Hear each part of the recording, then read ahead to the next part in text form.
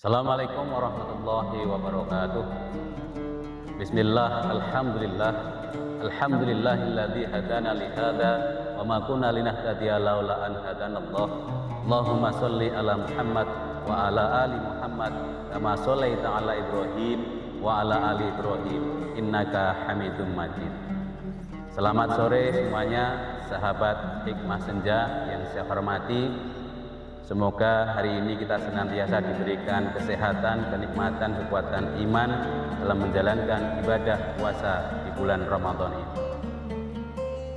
Setiap keluarga pasti akan mengharapkan sebuah kehidupan yang harmonis, anak-anak yang solih-solihah. Maka izinkan pada kesempatan hari ini saya menyampaikan terkait dengan faktor-faktor yang dapat mempengaruhi terbentuknya generasi unggul yang berkemajuan. Sebagai seorang akademisi, sebagai seorang guru, maka saya akan berbicara terkait beberapa faktor yang dapat menginisiasi, dapat menumbuhkan daripada munculnya generasi unggul dan berkemajuan. Ada 3 faktor yang dapat mempengaruhi terwujudnya generasi yang unggul dan berkemajuan. Yang pertama adalah faktor keluarga, yang kedua faktor lingkungan, dan yang ketiga faktor pendidikan. Sebagai seorang akademisi dan guru, maka saya akan membicarakan faktor yang ketiga, yaitu faktor pendidikan. Seperti yang difirmankan oleh Allah Subhanahu wa taala dalam Al-Qur'an surat An-Nisa ayat 9, A'udzubillahi minasyaitonirrajim, wal yahsal ladzina law taraku min khalfihim dzurriyyatan dhi'afan khafu 'alaihim wal yattaqullaha wal yaqulu qaulan sadida. Sebaiknya takutlah orang-orang yang meninggalkan keturunan yang kurang berkualitas dan dia khawatir kepadanya, maka bertakwalah kepada Allah dan berkatalah yang benar terkait keturunannya. Ada 3 unsur yang mempengaruhi terkait dengan mewujudnya generasi yang unggul dan berkemajuan. Unsur yang pertama adalah unsur lingkungan. Unsur lingkungan di sini adalah unsur lingkungan pendidikan. Kenapa lingkungan menjadi unsur utama terwujudnya generasi yang unggul dan berkemajuan? Lantas lingkungan seperti apa yang menjadikan nantinya anak-anak didik itu menjadi generasi yang unggul dan berkemajuan? Yang pertama adalah lingkungan yang sakinah, lingkungan yang kondusif. Karena dengan kondusivitasnya lingkungan pembelajaran ini akan sangat berpengaruh terhadap proses pembelajaran yang dilakukan oleh guru dan peserta didik. Sehingga nantinya dengan kondusivitas keamanan ini dapat meningkatkan kualitas proses pembelajaran. Lingkungan yang kedua adalah sakinah mawaddah, yaitu lingkungan yang nyaman, lingkungan yang ramah anak. Maka dengan lingkungan yang ramah anak ini akan dapat mempengaruhi proses kualitas pembelajaran. Dengan kenyamanan, dengan keramahan antara guru dan siswa dan guru sebaliknya, maka ini akan meningkatkan kualitas proses pembelajaran. Yang ketiga adalah lingkungan yang sakinah mawaddah warahmah, lingkungan di mana di situ tercipta keramah-tamahan, saling hormat menghormati, saling harga menghargai antara guru dan guru dan siswa dan guru dan sebaliknya. Maka ini akan menciptakan sebuah motivasi tersendiri terkait dengan lingkungan belajar yang baik yang nantinya bermuara pada peningkatan kualitas pembelajaran. Dengan meningkatnya kualitas pembelajaran, maka insya Allah juga akan meningkatkan, memudahkan guru, memudahkan siswa dalam menyerap ilmu yang disampaikan, sehingga nantinya bisa memiliki pengetahuan untuk menjadi generasi yang unggul dan berkemajuan. Itu unsur yang pertama. Unsur yang kedua yaitu unsur guru dan karyawan itu sendiri.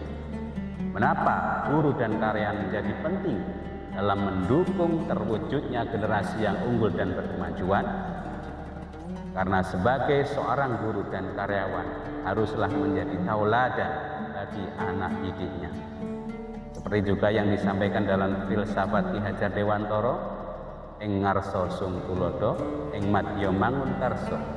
tutwuri handayani. Maka sebagai seorang guru, sebagai seorang pendidik, sebagai seorang karyawan harus bisa menjadi contoh bagi rekan-rekan kerjanya, bisa menjadi tauladan bagi anak didiknya. Dan hendaknya seorang guru, seorang karyawan memiliki kualitas ketakwaan, kualitas ibadah yang lebih baik dari peserta didiknya. Seorang guru seharusnya memiliki hubungan vertikal kepada Allah Subhanahu wa Ta'ala yang lebih baik. Karena apa? Karena dengan menjadi contoh bagi peserta didiknya, maka ini akan mempermudah bagi seorang guru dalam menyampaikan ilmu-ilmunya, dalam menyampaikan pengetahuan-pengetahuannya, dan menjadi suri tauladan ini menjadi penting. Karena guru itu digugu dan ditiru. Maka nanti peserta didik, siswa-siswinya akan meniru apapun yang dilakukan oleh guru itu. Dan unsur yang terakhir yaitu unsur pelibatan orang tua atau masyarakat. Kenapa pelibatan orang tua atau masyarakat ini menjadi penting? Kita tahu bahwa keluarga adalah lingkungan terkecil, lingkungan tersempit di mana peserta didik itu belajar. Keluarga memiliki waktu yang lebih luas, memiliki waktu yang lebih lama proses pembelajaran. Di sekolah mungkin anak belajar dalam waktu 7-8 jam. Dari 24 jam selebihnya anak-anak ini berada di rumah. Maka ini menjadi penting peran daripada orang tua dalam mendidik anak-anaknya, membantu mewujudkan generasi yang unggul dan berkemajuan. Maka hendaknya pula orang tua ini menjadi suri tauladan yang baik untuk anak-anak. Memiliki tingkat ketakwaan, memiliki hubungan vertikal kepada Allah Subhanahu wa Ta'ala yang lebih baik, lebih intensif, sehingga nanti ditiru dan dilihat oleh anak-anaknya. Dengan kualitas ibadah yang lebih baik, maka harapannya anak ini mencontoh, anak ini bercermin kepada orang tuanya. Anak ini melihat sesuatu gerak-gerik, ucapan dan tingkah laku daripada orang tuanya. Maka kelak harapannya dengan menjadi suri tauladan bagi putra-putrinya ini akan membantu juga proses pendidikan putra-putrinya selama di rumah. Dikarenakan jam belajar di rumah anak ini lebih lama durasinya daripada belajar di sekolah. Maka sebuah keniscayaan kita menginginkan seorang anak yang solih, seorang anak yang solihah, yang unggul, manakala tidak memiliki sebuah idola, memiliki sebuah cermin yang bagus, memiliki sebuah tauladan yang dapat memotivasi dirinya untuk menjadi pribadi yang unggul dan berkemajuan. Jadi 3 unsur ini saya kira menjadi sebuah konsep, sebuah perencanaan ataupun sebuah teori yang saling membutuhkan, saling berkolaborasi satu sama yang lain. Maka manakala 3 unsur ini bisa berjalan dengan baik, bisa dilakukan dengan baik, maka insya Allah generasi yang unggul, generasi yang berkemajuan ini niscaya dapat diraih oleh siapa saja. Dan saya berpesan 3 unsur pendidikan ini, baik unsur lingkungan sekolah, unsur guru dan karyawan, dan unsur keterlibatan orang tua ini menjadi satu kesatuan yang tidak dipisahkan dalam mewujudkan sebuah generasi yang unggul dan berkemajuan. Saya kira demikian. Mohon maaf segala kekurangan. Billahi taufiq wal hidayah. Wassalamualaikum warahmatullahi wabarakatuh.